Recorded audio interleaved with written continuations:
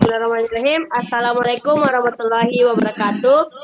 Perkenalkan, kami dari kelompok 7 ingin mempresentasikan hasil kerja kelompok kami dengan judul Designing Effective Input and Output. Adapun teman kelompok saya yaitu Emradi Rahim, Mutia Nurul Hidayah, dan Muhammad Jali, dan saya sendiri sebagai moderator Muarsyawada Mutar. Baik, langsung saja. Materi pertama akan dibacakan oleh Emradi Rahim. Nah, ini saya persilahkan.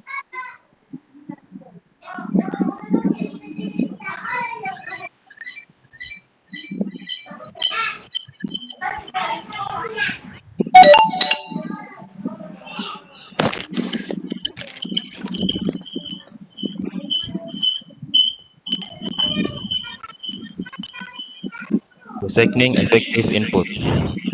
Merancang input yang efektif mengacu pada proses menciptakan dan menyusun informasi atau data yang disediakan oleh pengguna ke dalam suatu sistem antarmuka atau proses dengan cara yang memaksimalkan kegunaan, akurasi, dan efisiensi.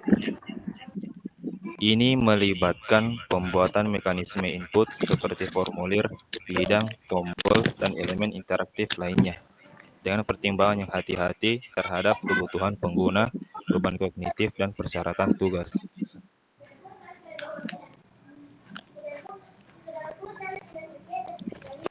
Aspek-aspek kunci dalam merancang input yang efektif.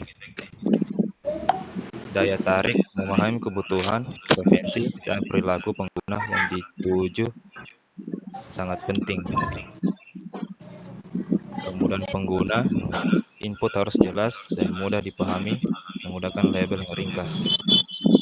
Placeholder yang deskriptif dan format input yang intuitif membantu pengguna memberikan informasi yang diperlukan dengan akurat dan efisien. Selanjutnya, menjaga konsistensi dalam desain input sebagai bagian sistem atau aplikasi, mempromosikan kefamiliaran dan mengurangi kebingungan pengguna, pola input, format, dan konvensi yang konsisten, meningkatkan kegunaan dan kemudahan pembelajaran. Yang terakhir ada pencegahan dan penanganan kesalahan, memprediksi dan mencegah kesalahan pengguna melalui fitur desain seperti validasi input, pesan kesalahan, dan batasan dapat membantu dan mengurangi frustrasi.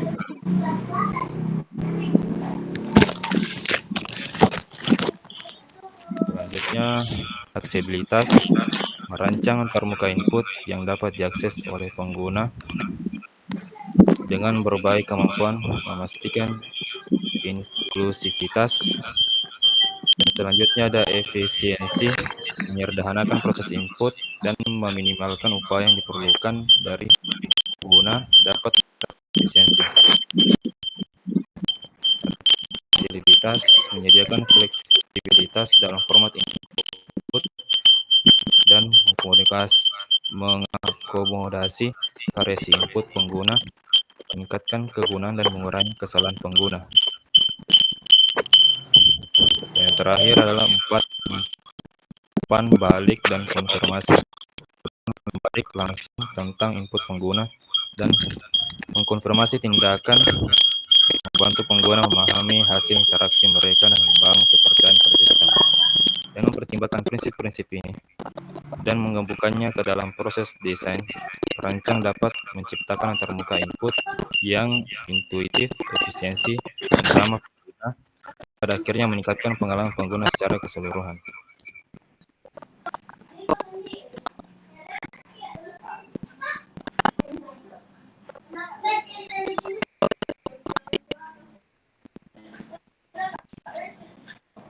Input design. Pada tahapan ini akan dilakukan perancangan antarmuka interface yang berfungsi sebagai perantara antara pengguna sistem dan sistem itu sendiri. Alat yang digunakan untuk memasukkan data yang digunakan persisten terhadap keyboard dan mouse, sehingga desain input berupa tampilan terbuka di layar komputer yang meminta memasukkan dari keyboard dan mouse. Kemudian kepada moderator.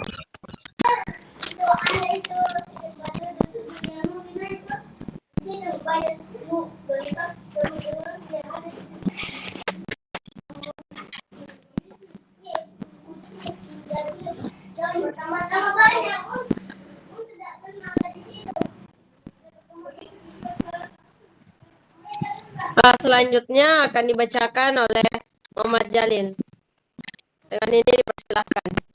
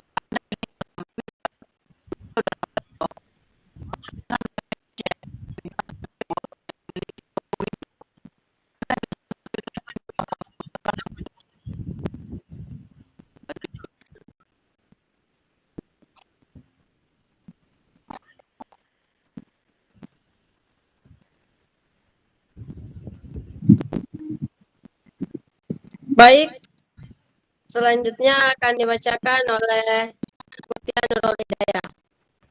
Dengan ini saya persilahkan. Baik, terima kasih moderator. Selanjutnya yaitu GUI control. Banyak kontrol GUI berupa tombol. Tombol adalah widget yang dapat diklik dan memberikan pengguna cara sederhana untuk memicu suatu peristiwa, seperti memilih fungsi zoom pada peta interaktif. Tombol selalu dihiasi dengan grafik tombol atau ikon yang ditempatkan di dalam tombol. Ikon-ikon ini mengidentifikasi tindakan, mode pengaturan, atau fungsi lain yang diwakili oleh tombol. Terkadang grafik tombol digabungkan dengan teks. Teks ini membantu memahami tindakan tombol karena grafik tombol tidak selalu mengidentifikasi tindakan tombol dengan jelas. Jika kontrol target memiliki variabel terkait, tentukan nama variabel sebagai kontrol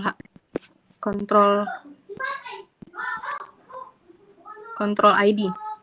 Atau metode ini lebih diutamakan daripada metode yang dijelaskan berikutnya. Selanjutnya itu adalah web design GUI D-Lines. Suatu web yang baik harus mempunyai tampilan yang menarik dan juga tidak menyusahkan user yang memasuki website buatan. Bisa dikatakan bahwa sebagian besar kesuksesan sebuah website adalah karena tampilan dan desainnya. Karena desain dari sebuah website merupakan muka dari bisnis atau cover dari blog. Yang pertama kali dinilai dari website bukanlah database atau kode-kode yang terpakai, melainkan tampilan dan kualitas dan utilitas website tersebut. Selanjutnya, website yang bagus adalah website yang enak jika dipandang dan mudah untuk digunakan. Sebagai contoh, Wikipedia dan Google merupakan website yang didesain secara teliti karena mereka enak dipandang, memberikan sesuatu yang user mau secara cepat dan juga mudah digunakan. Selanjutnya itu web design. Masih web design GUI D-Lines, ada beberapa prinsip yang harus kita teliti ketika mendesain sebuah website. Salah satu prinsip yang perlu diperhatikan yaitu untuk tidak terlalu berlebihan dalam mendesain. Desain yang simpel akan bekerja lebih baik dan user tidak akan terbebani dengan terlalu banyaknya elemen yang ada di layar. Desain yang simpel juga mempermudahkan user untuk bernavigasi dalam website tersebut. Sebuah website juga harus konsisten dengan desainnya. Panjang dan lebar font, warna background, dan heading juga sangat berpengaruh dalam mendesain website. Website yang baik juga kompatibel jika diakses melalui handphone. Saat ini hampir semua orang memiliki smartphone, dan jika website kita buat tidak kompatibel dengan smartphone, maka itu akan merugikan kita. Jika mendesain website yang bisa diakses melalui smartphone, maka perlu kita ingat bahwa website kita harus adaptif jika menghadapi lebar layar yang berbeda. Selanjutnya itu output design. Dalam analisis desain sistem informasi, output merujuk kepada informasi yang dihasilkan oleh sistem dan diberikan kepada pengguna sebagai hasil pengolahan aplikasi sistem informasi. Terus yang kedua itu desain output merupakan bagian dari upaya untuk mengonstruksi sebuah sistem informasi yang memberikan spesifikasi, kebutuhan fungsional, dan memenuhi target serta kebutuhan secara signifikan dari segi kinerja dan penggunaan sumber daya. Sekian dari saya kembalikan ke moderator. Baik, selanjutnya itu tujuan output. Tujuan desain output dalam pengembangan sistem informasi antara lain adalah untuk menyediakan melayani informasi bagi pengguna, memastikan output sesuai dengan kebutuhan pengguna, serta memilih perangkat dan media komputer yang tepat. Desain output secara umum mencangkup menentukan kebutuhan output dari sistem baru, menentukan parameter output, memilih jenis media output, dan memilih teknologi output yang sesuai. Output sistem informasi dapat berupa output tercetak ataupun melalui tampilan layar atau output audio. Langkah-langkah desain output secara umum mencangkup menentukan kebutuhan output dari sistem baru, menentukan parameter output, memilih jenis media output, dan memilih teknologi output yang sesuai. Selanjutnya yaitu metode desain output yang efektif. Yang pertama, informasi yang tepat atau constant information. Informasi yang tepat atau sama setiap kali dicetak, misalnya judul, label, kolom, dan lain-lain. Yang kedua yaitu informasi yang berubah atau variable information. Informasi yang berisi data atau hasil perhitungan yang menjadi isi output.